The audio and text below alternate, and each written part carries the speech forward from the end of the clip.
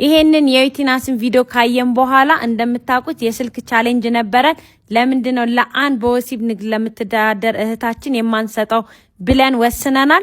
ውቢት አንድ ሰው ይዛ ልትመጣ ወርዳለች። ቢያንስ እንኳን ከዚህ ንግድ ወጣ በቲክቶክ ራሷን ከቀየረች ብለን ነው። በነገራችሁ ላይ ይሄ 7 ሰዓት ሳይሆን 2 ሰዓት ተኩል ላይም አሉ። መተናል። መጣችሁ? ነግቢናት ቪዲዮ ላገርምሽ ማሷን ብቻ ነው የምቀርጸው። እሺ ሰላም እንዴት ነሽ? ሰላም ነው እግዚአብሔር ይመስገን።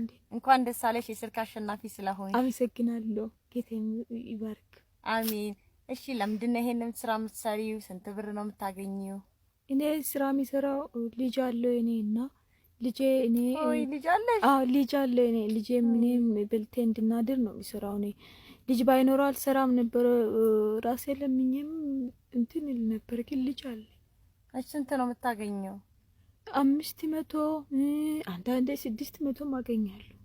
እሺ ከዚህ በኋላ እኛ ይሄንን ስልክ እንሰጥሻለን።